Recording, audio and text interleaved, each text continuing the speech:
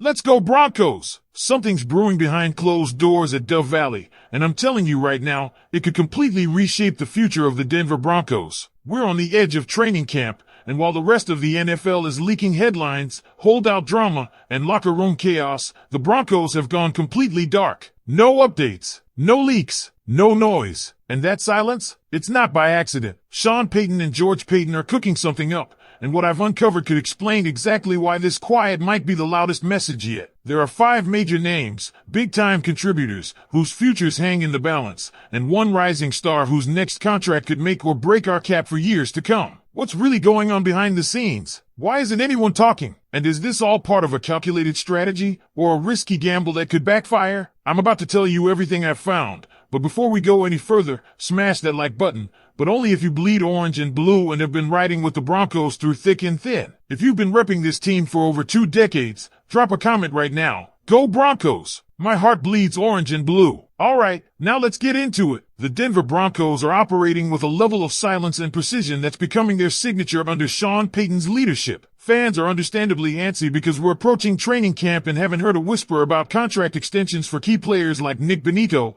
Courtland Sutton, Zach Allen, John Franklin Myers, or even Malcolm Roach. But this radio silence isn't cause for concern. It's a deliberate strategy, and it's working. Let's talk about how rare this approach is in today's NFL. Across the league, we're seeing players like Micah Parsons and even TJ Watt making waves with holdout threats, putting public pressure on their teams. In contrast, the Broncos are running with a military-grade level of discretion. Take, for example, when Alex Singleton played an entire half of football on a torn ACL. Not only did we not hear about it during or immediately after the game, but we didn't learn about it for 4 days. In NFL news cycles, that's an eternity. The same pattern followed with Drew Sanders, who tore his Achilles in early April, and yet the news didn't break until a full month later in May. The Broncos just don't leak, they move, then inform. And Sean Payton? He's leading by example. Remember the early days of Russell Wilson in Denver, posting videos, narrating every move with Broncos country, let's ride? That era ended swiftly under Payton, who reportedly told Wilson to cut the PR and focus on football. Since then, the whole organization has followed suit. Payton wants silent operators, and that's exactly what we've got. Now, while fans might be frustrated by the lack of updates, this tight-lipped culture is yielding results. The team pulled off entire coaching staff signings without any media buzz until the dust had already settled. They handled Pat Surtain's deal quietly, making him one of the top-paid corners in football without the drama. The same stealthy method was used with Quinn Maynard's extension. It's just how the Broncos do business now. The question fans are asking now is, who gets extended next, and when? There's real urgency around players like Nick Bonitto,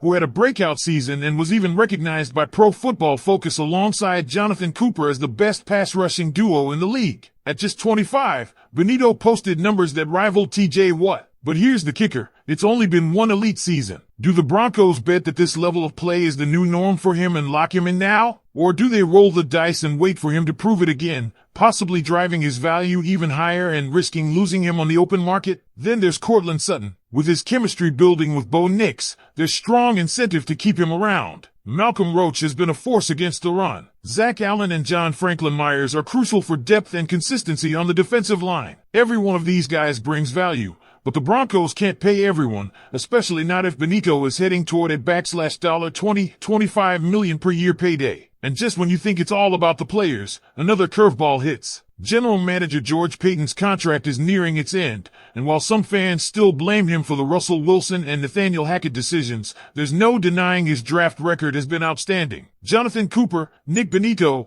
Quinn Maynard, Bo Nix, all have his fingerprints on them. His collaboration with Sean Payton has turned into a real partnership, not the power struggle many feared when Payton arrived. These two are on the same page, even joking about sharing water bottles during film sessions. They're tight, and it shows in how the team is being rebuilt. So, here we are, on the verge of camp, with a lot of big decisions looming, and no leaks coming out of Dove Valley. This is vintage Sean Payton, quiet, calculated, controlled. And if history is any guide, fans should be optimistic. But that brings us back to the most pressing question in Broncos country right now. When it comes to Nick Bonitto, do you extend him now and hope his 2023 production is the start of something great? Or do you wait, risk the price skyrocketing, and possibly lose him? Because if the Denver Broncos decide to wait on Nick Bonitto, they might be playing a dangerous game. You've got a young edge rusher coming off a breakout season, earning league-wide recognition, and showing signs he could be a consistent elite-level pass rusher for years to come. If Benito replicates or even improves upon his 2023 performance, his market value could explode. Suddenly, you're not talking about $20 million per year. You're in that $25,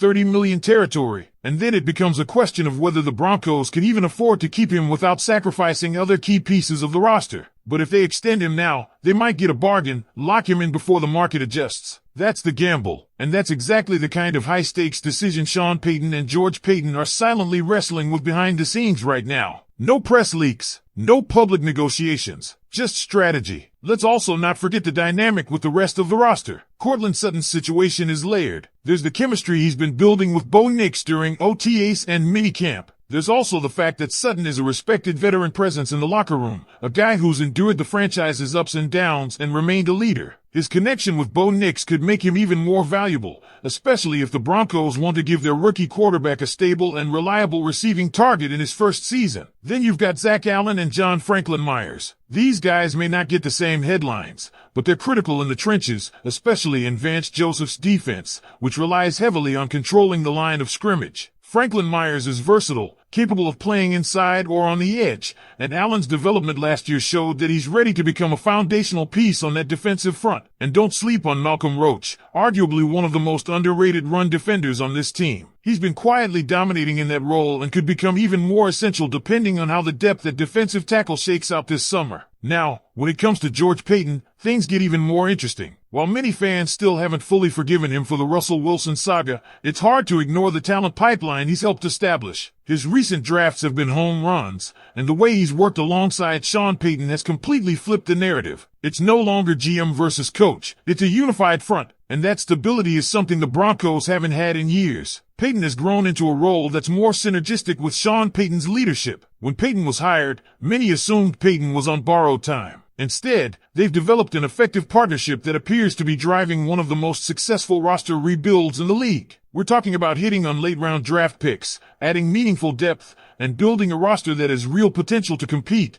not just in the AFC West, but across the entire NFL. The proof is in the details. The draft success, the quality of the coaching staff hires, the discipline within the locker room, none of that happens without top-to-bottom alignment. This isn't the chaotic Broncos front office of old. This is a unit that is synchronized and focused on building a winner. But none of this matters if the Broncos don't handle these next few months carefully, because silence can be a virtue until it's not. If these key extensions don't happen, if Benito walks, or if the chemistry with Bo Nix and Sutton is lost because of financial or contract missteps, then all of this behind-the-scenes work can unravel quickly. So now, Broncos country, I turn it to you. How much faith do you have in this front office? Should the Broncos prioritize locking in Benito right now, even if it means taking a leap of faith on limited data? Or should they play it safe, let him prove it one more time, and risk losing him or paying even more next offseason? Let me know your thoughts in the comments. Don't forget to like this video if you're all in on the Broncos 2025 journey, and hit that subscribe button so you don't miss any updates.